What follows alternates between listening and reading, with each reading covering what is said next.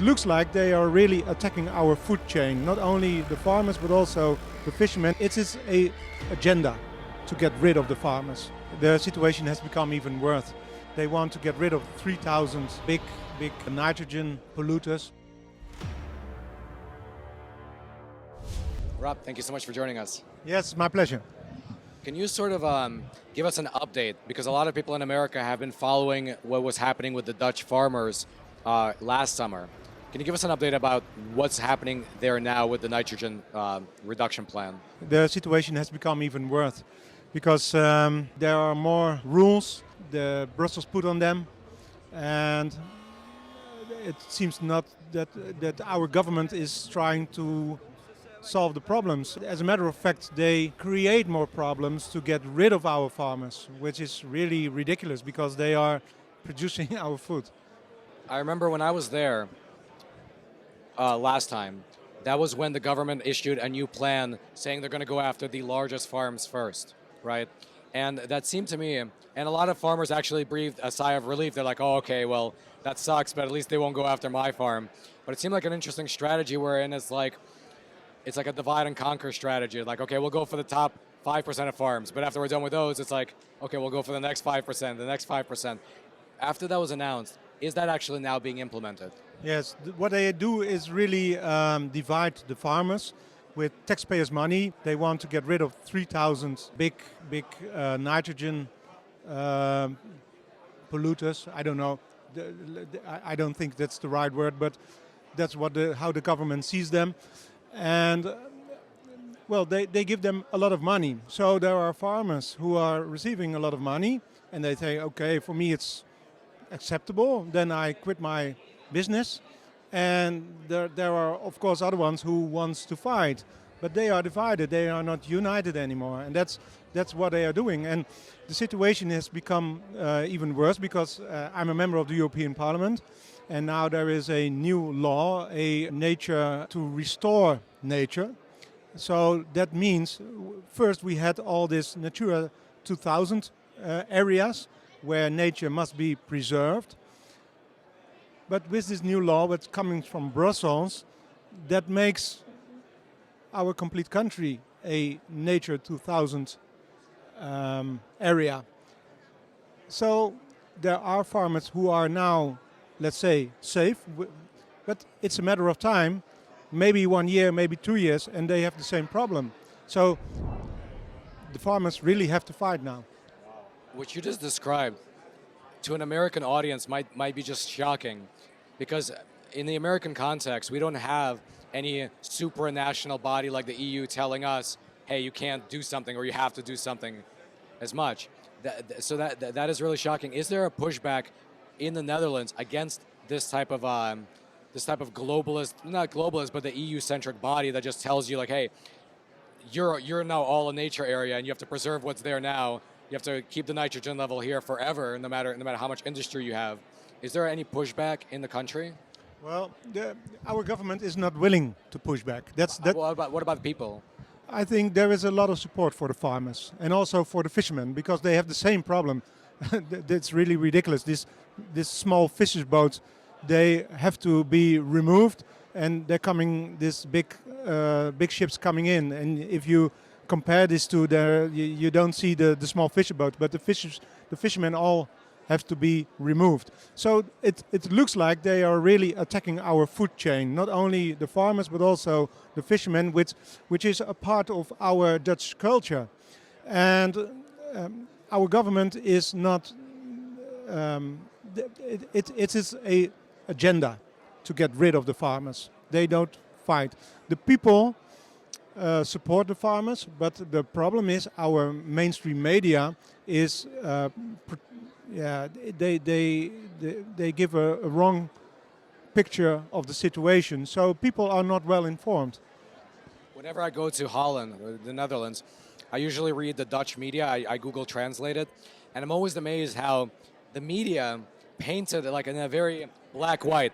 You have the farmers who are fighting the good climate policies.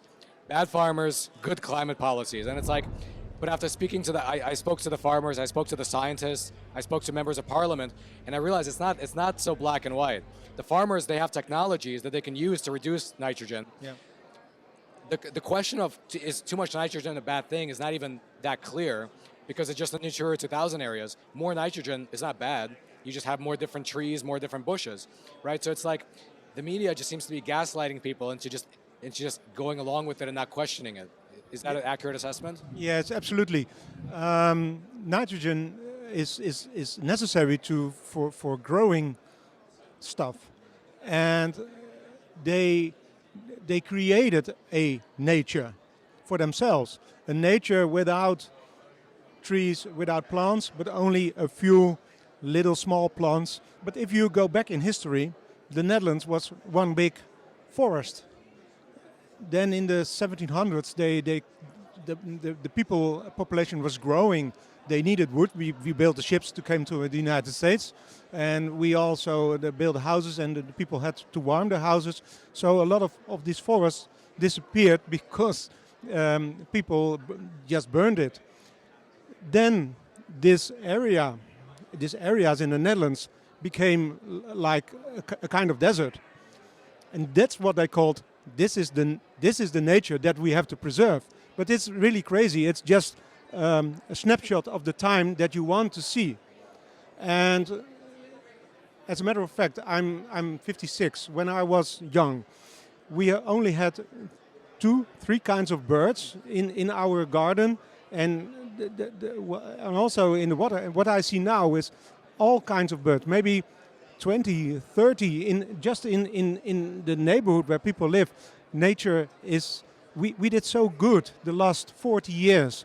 Our farmers, since 1990, they reduced nitrogen with 66%. So that's a terrific job. But the farmers are to blame, because we have also the aviation industry, and that doesn't count. And that's crazy. We need the farmers. We are, after the United States, the second largest fruit producer of the world. Our farmers are really efficient. If we don't produce the food has to produce somewhere else. And the farmers there cannot do it as efficient as the Dutch farmers can.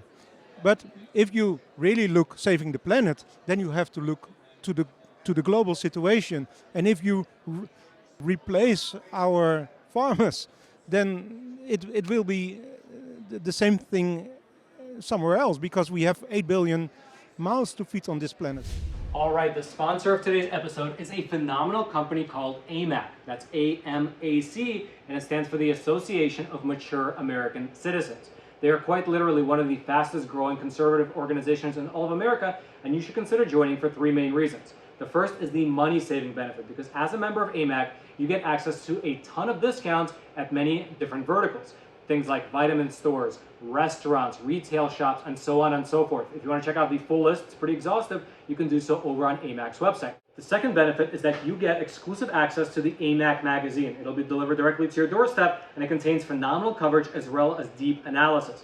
And then the third benefit, the one that people say is their favorite, is that AMAC fights for your values over on Capitol Hill. In fact, you can check out the online version of this on their website. It's the AMAC Action Advocacy Annual Report, and it shows exactly what they're doing on Capitol Hill in terms of fighting what they call the socialist storm that's brewing in this country.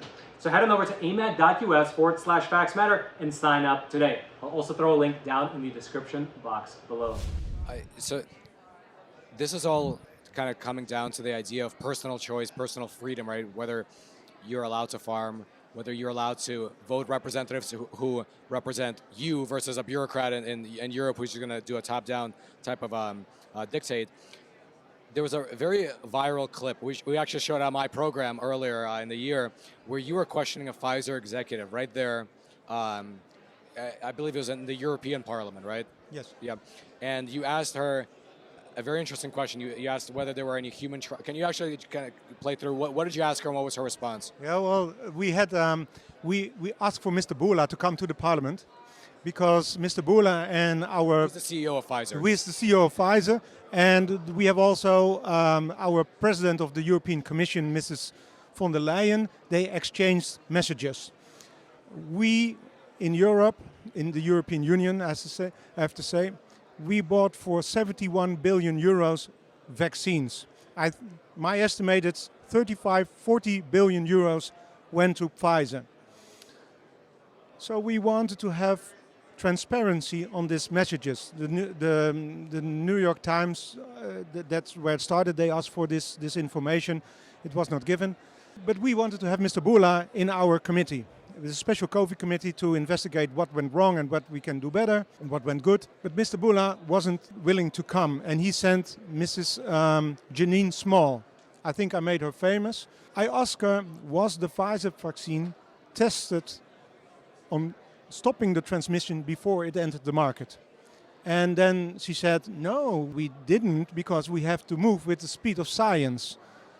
Was the Pfizer COVID vaccine tested on stopping the transmission of the virus before it entered the market?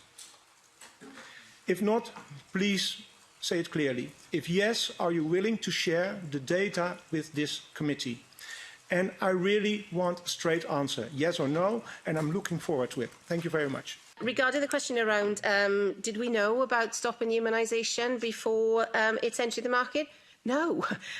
We had to really move at the speed of science to really understand what is taking place in the market. Of course I knew the answer, because we have seen the last variant of COVID, Omicron.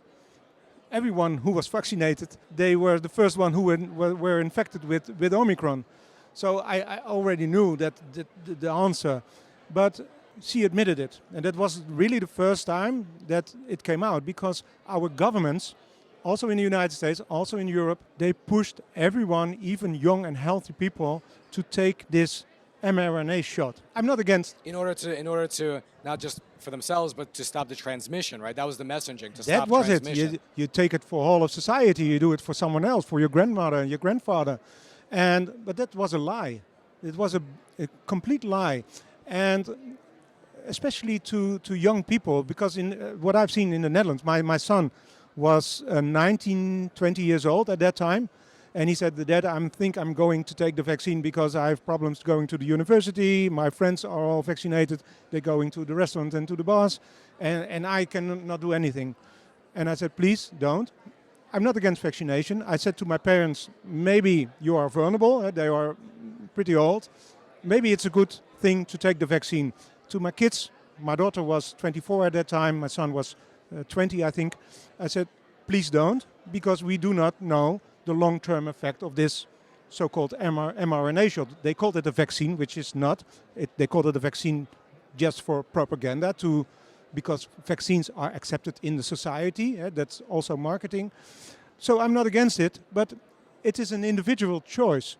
And it depends on your individual situation. If you're vulnerable, if you have overweight, or you have diabetes. And democracy is the freedom to choose, and they took it away. There was a lot of, I think, they divided societies, families, friends, colleagues. It was horrible, and it's about human rights to make your own choice. So yeah, that was I think that was the hole in the dike. Since then, even the monkeypox was not. They were not able to sell the monkeypox anymore. Last question. Were those text messages actually revealed? Did the European Parliament release those text messages between the European Commission President and the CEO of Pfizer? Were they released? And if so, what did they show? No, they're still not released. I believe the New York Times has now started a lawsuit against them. And I'm in the COVID committee, and I was able to achieve a majority to ask Mrs. von der Leyen to our committee, because it's about taxpayers' money. We need transparency. And I convinced the Greens, I convinced the Socialists, and only the Christian Democrats and the Liberals were not willing to go along in this coalition. But now they made an agreement that she don't have to come to the committee. She don't have to come to our plenary. she will be asked in, it's called the COP, the Conference of Presidents, where only the chairs of the groups are take place, and they can answer all the questions in camera, and there will be no answers. But this is really a disgrace, because they say we are a democracy, and if you don't give transparency, you are not a democracy. Only in a tyranny you don't have accountability to the people. So that's really a thing that is going on, and I hope the New York Times is able to break open this question, and I will be on it till the end of time. Thank you, Mr. Rees. Thank you.